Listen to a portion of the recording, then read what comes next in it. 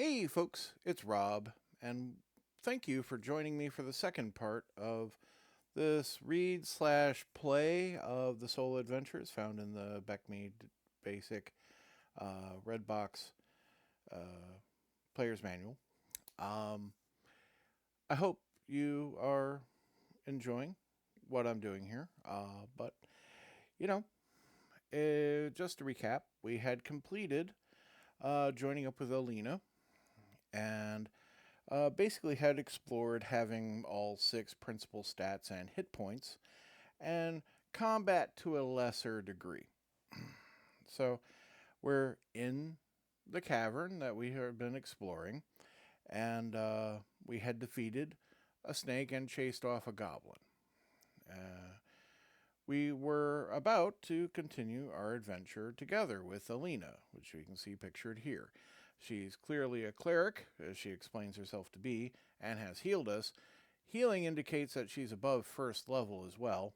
You don't have any spells at first level as a cleric in basic Dungeons and Dragons. And uh, so she's at least level 2, if not higher. She kind of implies in her dialogue earlier that she has more than one spell. Now, for those of you joining us, this is kind of my, and I don't know why you're joining me on the second part of this, but this is kind of my 40th anniversary of this. It's the 50th anniversary of Dungeons and Dragons, but it's my 40th, and I've had this game in my life for 40 years. Sometimes more and less. The pandemic really kind of brought it back for me as like wanting to get into some tabletop, and uh, yeah, I've been rebuilding a collection of materials, mostly Beckme First Edition and Second Edition, Advanced Dungeons and Dragons. We call it First Edition, even though it doesn't say First Edition on it, because we have Second Edition, which comes after it. Really, it's not the first edition. I mean, it's the first one that says Advanced Dungeons and Dragons on it, but that's a whole thing, and there are a lot of videos about that on the internet about that from other grognards like myself and other people who have been very interested and have done a lot of good work. And if you need some recommendations, hey, drop a comment and I'll guide you. But let's get back to it. So, side by side, you quietly walk down the dark passageway. You see another corridor branching off to the right, about 20 feet ahead. Keeping your lanterns half shuttered, so you can see what you are doing without attracting much attention, you move up to the corridor and peek around the corner. Four beast-like humans in tattered clothes are standing in a group about 10 feet away, down the side of the corridor, but they make no noise at all, quiet as the dead. They look like they are waiting for some poor victim to come along. I believe this is our picture description here. And to contrast the Elmore, this is Jeff Easley's. Also great. Highly recommended. Before you can speak, the cleric touches your arm and points back the way you came. The two of you back up a few feet so the creatures won't hear you. They're ghouls, she whispers. If one hits you, it could paralyze you. Ghouls are undead monsters, very nasty things, neither dead nor alive, but something horribly in between. We clerics have some power over these creatures of darkness. Follow me and wish for luck. You move forward again, but with the cleric leading the way. Peeking around the corner, you see the ghouls. Luckily, they don't seem to have heard your whispers. The cleric pulls a necklace out from under her armor, and you see that there is a symbol of one of the town churches on her silver chain. She boldly steps out, holds up the symbol, and says harshly, "Begone, vile things!" When she steps out, the ghouls quickly turn to attack, but now, as she thrusts the symbol out, the ghouls pause, and suddenly, in a rush, they scramble away down the side corridor into the darkness and all in dead silence. Don't bother to chase them, she mutters. As I said, they can be quite dangerous, and we should continue on our way. I was lucky to turn them, and it might not work again. As you continue down the corridor together, she explains, we call this turning undead, you see. Only clerics can do it, and sometimes it doesn't work. Ghouls are only one of the many kinds of undead monsters. There are also skeletons, zombies, and much worse. If you had been alone, you could easily have been ambushed and probably slain. Let's hurry, because the turning only lasts a few minutes. There are too many of them for us to handle. Now, back in the old day, undead actually were pretty serious problems in some ways. Not like skeletons. Skeletons, I mean, they're monsters. But, like, they're level draining effects in various undead creatures. Not ghouls. They just paralyze you unless you happen to be an elf, in which case you're immune. But, like, wights will drain levels from your characters. It's harsh. And I understand that's not how the undead are portrayed anymore, and it really has neutered them. You see a door ahead to the right. This is unusual in caves, indeed, and you approach it slowly and quietly. The corridor continues past it into the darkness. Together, you examine the door. It is made of wood, with heavy iron bands across it. The hinges seem to be on the other side.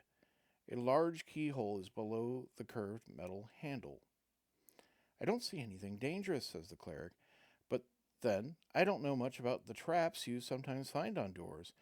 It's worth a try. She tries to open it, but the door seems to be locked. Could you try to force it open? She asks. You back up a bit, and with a short run, slam into the door. But try as you might, you can't break it open. Now, you have a 17 strength. You had a fair chance to bust open a door. What a pity, murmurs Alina. There's probably some nice treasure in there, and we can't get to it. We need a thief. Now, I will say, in Beckme, thieves are pretty neutered. If you want to spend a lot of time watching somebody fail, bring the thief along. But, you know, it's up to the DM to make that class worthwhile for the players, and there are considerations you can make. Let's see here. Seeing the puzzled look on our face, she explains, you may think that thieves are bad, but many of them aren't. Thieves are adventurers too. Some of them are quite nice folks, really. You do have to keep your eye on your coin purse, but a thief can be very helpful finding traps, opening locks, climbing walls, and doing other things. I'm sure we could do better if we had a thief along, and a magic user could help too. I usually go adventuring with those types, plus a couple of big fighters like you to handle the rough stuff. Unfortunately, nobody else wanted to come along this time. You try the door again, but it won't open. So, with a sigh of regret, the two of you continue down the corridor. The corridor curves to the left, and you see a light ahead. You stop and listen and hear voices. One sounds like a man, but the other sounds like a goblin. Get up, you wimply winkling, growls the man. Who else did you see besides the fighter and a cleric? Please, master, don't hurt, whimpers the goblin. Nobody else, nobody. I hurt the fighter real bad. I come to tell you right away. The goblin lies don't seem to fool the human. Get up, I say, or I'll turn you into a toad. You probably ran away without even trying. Nobody else, you're sure? Nobody else, master, I swear. They could still mean trouble. Perhaps we could trick them and kill them without a fight. Alina taps your arm once again, and you back up to discuss the situation. I recognize that man's voice, she says. It's Bargle, one of those bad magic users. He has probably cast a spell on the goblin to force it to serve him. If we go back, we should be safe. Oh, I almost forgot. The ghouls are back there. If Bargle only has one goblin, we should risk this battle rather than face all those undead. Besides, He's not ready for us yet. Listening carefully, you hear the magic user and the goblin planning how to trick you and Alina. The two of you also make plans. The magic user is the most dangerous, and Alina will try to fight his spells with hers. Your job is to fight the goblin. Well, okay. Considering how we handled the snake, I'm hoping for better dice. As you return, you hear a spell being cast up ahead. You peer around the corridor and see a tall, bearded human in a black robe standing in a room. A goblin is crouched by one wall watching. The robed magic user is moving his hands and saying works. It says works, should be words. This is an early edition copy, so I'm afraid there are certain typographical mistakes that we'll just have to compensate for. And saying words you don't understand, and suddenly he disappears. The goblin crackles with glee. Ah, master, it works! Nobody can see you now, and what a surprise those nasty people will have. And I'm next. Make me invisible too, master. The cleric whispers, now, before they can do any more, and you charge into the room together. The goblin jumps up and meets your charge with a swing of its sword. It misses. The goblin has 2 hit points, and you still need to roll a 12 or better to hit. Roll the die and keep track of the battle in the same way you did with the snake. So, if I can land a hit, we're going to give it 1 point of damage if I'm handling it exactly like we did with the snake, right? And that means we're going to need to hit it again. And if it's going to, it doesn't describe whether or not it's going to hit me back, but I'm going to assume, like the snake, it would hit me and do 1 point of damage. So I missed, and I take a point of damage, which I'll just tab over here. Sorry, my paper's off the screen, but, I'm tabulating. That's an 11, which still misses. So I'm going to take another point of damage. Now, there's further text down here. I'm skipping ahead. So let me just go ahead and we'll make adjustments when we get there. But I'm going to read this part first down to here. So as you battled the goblin, Alina looks wildly around for the invisible magic user, waving her mace to and fro in the air. It seems to hit something, and you hear a deep grunt. She keeps waving her mace, but without further success, so she stops and casts a spell. You don't see what her spell does, so you concentrate on fighting. The goblin hits your fighter for 2 points of damage. You only do 1 point of damage when you hit, compared to the goblin's 2, but the goblin only has 2 hit points, so it's a fair fight. Roll again to see if you hit the goblin, and if you miss, the goblin swings and misses again. So, that would be 2 points of damage. We'll disregard the other round, and we'll continue. Apparently, the goblin will miss this time. So, and I miss. Alina can't find Bargle, and she is starting to look worried. Suddenly, the sound of a spell comes from the far corner of the room. Cleric turns and runs in that direction, waving her mace and shouting. The black-robed magic user appears in the same corner as the spell noise, with a glowing arrow floating in the air beside him. He points it at Alina. The arrow shoots out and hits her. She wails and falls with a sigh, collapsing in the middle of the room. The glowing arrow disappears. If your fighter hasn't slain the goblin yet, roll again. But while you are swinging, the goblin hits you again, causing 2 more points of damage. Remember to keep track of the hit points for both you and for both the goblin and your fighter. I have yet to land a hit on the goblin, and I still haven't hit the goblin. Boy. All right, 2 more. If your hit points reach 0, the enemies win this battle. You will not see home again. If you are still fighting, the magic user stays back in the corner thinking about what spell to throw next. Roll again, the goblin keeps missing. Okay, so.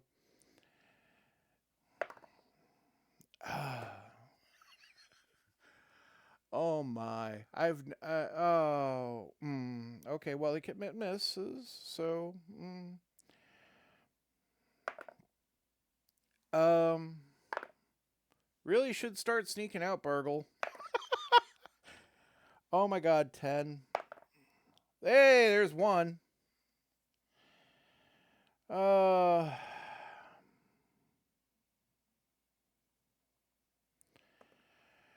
Right. It supposedly continues to miss me while Bargle just kind of watches all this happen. And there we finally a killing blow on the goblin. Yay. When the goblin falls, the magic user starts looking worried, watching you carefully. He starts saying magic words and waving his hands. He's casting a spell at you. You run at him, hoping for a chance to swing before you can complete the spell, but it's too late. A magical force touches your mind. Roll the die once again. You must make a saving throw against the spell. If you roll a 16 or less, the magic takes effect. And read the next section, ending number 1 for this adventure. If you roll a 17 or higher, your fighter avoids the spell. Skip to ending number 2 on page 8. So, 17 or higher. It's possible. I mean, those numbers are on here, as you can see. There you go. See, they're all on there. Nope. Regular ending. Okay. Ending number 1. You missed the saving throw. As you get near the magic user, a funny feeling comes over you. Why, he doesn't look so bad. In fact, Bargle seems to be a pretty nice guy. You think you used to be friends, but you're not sure what just where or when. Feeling better? He asks. You were overcome with rage for a moment. Are you okay now? Sure, you reply, somewhat confused. You seem to be okay, Bargle, old pal, and I only took a little damage from that goblin. Say, I saw some ghouls back there. We should get moving. Indeed, replies Bargle. Well, let's pack up the goodies and move on.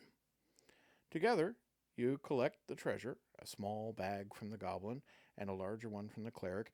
Bargle picks up a black velvet bag, explaining that he dropped it while he was fighting the goblin. As you get ready to leave, you blurt out, Shouldn't we take the cleric's body back? She helped me out earlier. That would be nice, Bargle replies, but we're carrying all we can. We all take our risks here in the dungeon. Something seems wrong about that. You argue with Bargle a bit, but he convinces you that nothing could be done for her, and bring her along would slow you down, maybe enough that the ghouls would catch up. So you head off down the corridor as if the best of friends. The corridor leads to another room, which is empty.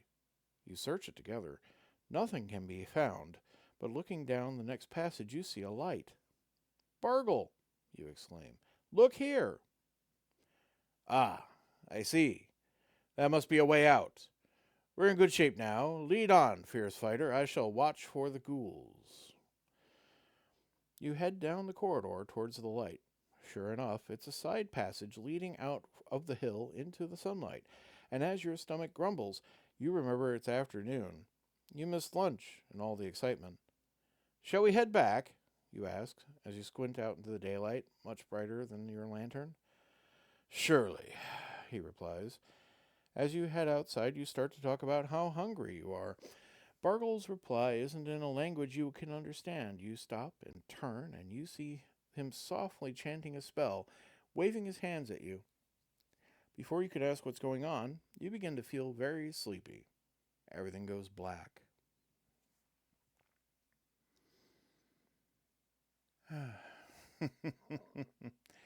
Oh, something lands on your face, and you start to wake up. Opening your eyes, you see a leaf, apparently fallen from the tree above you. You've been lying by a cave, and it's late afternoon. You can make it back to town if you hurry, but suddenly You remember what happened. Bargle! A fight with a goblin. Alina falling. A strange but bad but nice feeling about the magic user. And horrors. You were enchanted. And where is the treasure? You get up quickly, brushing the leaves off your face and equipment. Perhaps Bargle was afraid to kill you and just stole all he could find. Or more likely, Bargle was scared away by something before he could slit your throat. Your dagger is missing, and some food, but your sword is in its sheath, and your pack is still there. One sack remains from the pain in your back. You must have been sleeping on it. It contains some of the coins you found by the snake and the tiny gem. The rest is missing. You remember what happened to poor Alina. You should take her back to town. They might be able to help, and even if it's too late, she should get a proper burial. As you prepare to return to the caves, you find that your lamp has gone out. The oil is all burned away. There is still one oil flask in your pack, so you refill the lantern, light it with your tinderbox, and head back into the darkness. You pass through one empty room, and then find the bodies of the cleric and the goblin in the next, but you see a dark, quiet shapes in the darkness beyond. It's the ghouls. Quickly, you put the cleric's body over your shoulder and run for your life. The ghouls follow, snapping at your heels. You can't move as fast as usual with the weight of the cleric on your shoulder, but you win the desperate race and get outside once again. A nice little bit of art here again. The Elmore art is really just classic in this edition. You pause for a moment, out of breath. Looking back, you see the ghouls in the cave, but they don't seem to be coming out. Then you remember Alina's words, creatures of darkness. Maybe they hate the sunlight, and they only come outside at night. You better hurry to get back to town before dark. It's hard to run with the cleric across your shoulder, but you finally get back just as the sun goes down. Once there, you take the body to her church. It's too late to help her, but they can give her a proper burial. They thank you for your kindness and offer a small bottle as a reward. What is it, you ask? It's a magical potion, of course, he exclaims. It's a potion of healing. If you are hurt, you can drink this and be cured. Somewhat like our magical curing spells. It's a nice magical treasure. Save it for an adventure in your future in case a cleric you are traveling with runs out of spells. It's the least we can do. The clerics thank you again for your help and thank you for theirs. You leave the church and head for your home on the other side of town, thinking about your adventure and all you have learned. Now, the book wants us to, now pretend that you made the saving throw and read the next section to see what might have happened. You've already read the next section. Skip to the winning section afterwards.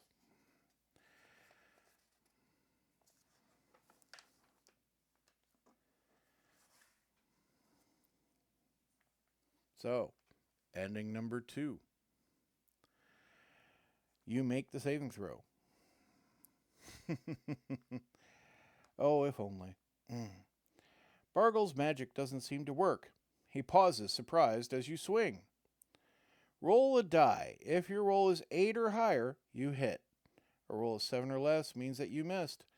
If you can get close to them, magic users are often easy to hit. They are not very dangerous in a close fight. So, 8 or higher, huh? You think that'd be easy. Hey, we hit. If you hit, the magic user gives a cry and falls dead. You have won. And you've done what so many people have wanted to do, kill Bargle. If you miss, Bargle screams and runs down the next corridor into the darkness. You start after him, but then you stop. Who knows what magical powers the man may have waiting there to trap you.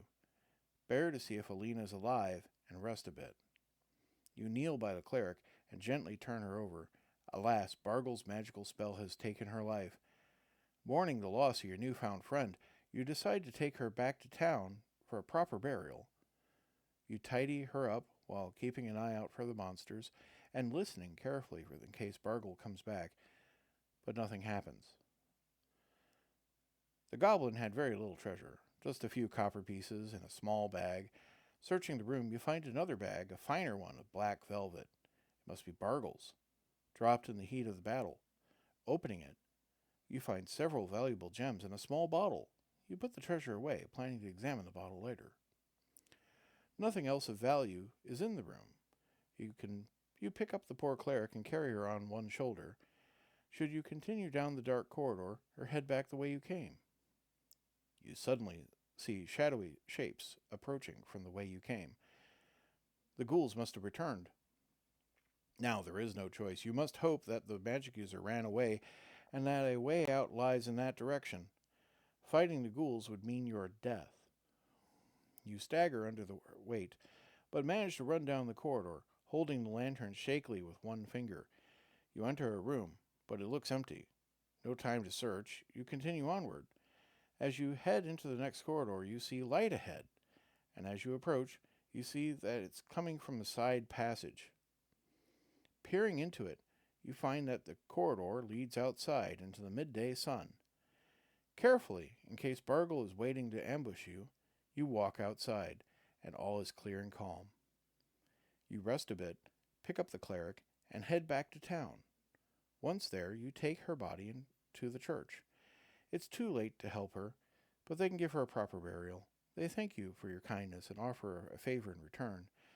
You remember the strange small bottle in Bargle's bag and get it out, asking whether they can tell you what it is. One of the clerics opens the bottle and sniffs at it. "Why, it seems to be a magical potion," he exclaims. "Let me see now. I'm sure I've smelled that before. Ah, I remember. It's a potion of growth.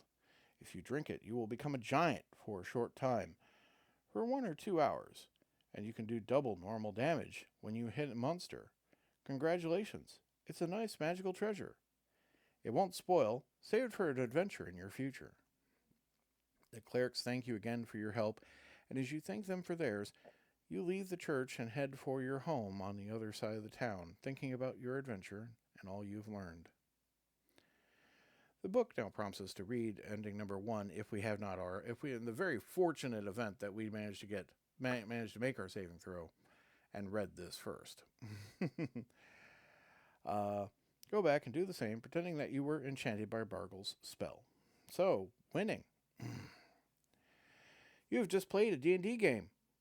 This adventure was designed to show you some of the basic parts of the game. You played a fighter who tried to survive in a dungeon while fighting monsters and treasures. While finding monsters and treasures, you succeeded, so your character wins. Think a moment. Why do we play games? To have fun. Each player wins by having fun. So if you had a good time, you win. You can have fun even if your character gets killed. And if that happens, don't worry, you can always make up another one. Winning a role-playing game is like winning in real life. It's just succeeding in doing what you wanted to do and living through it. The fun doesn't come from doing it. The fun comes from doing it, not ending it. That is why we say that in this game, everybody wins and nobody loses. Is this a game or a story, you ask? It's a little of both. As you learn more about it, it will become more and more like a game. You still have many game details to learn, so continue reading. You have met some monsters and won some battles. You have found some treasures, not only coins and gems, but a magical potion. Most important, you have learned how to use your own imagination. While using the rules of the game, could you see in your mind the wicked magic user Bargle? On the other hand, the wise cleric Alina?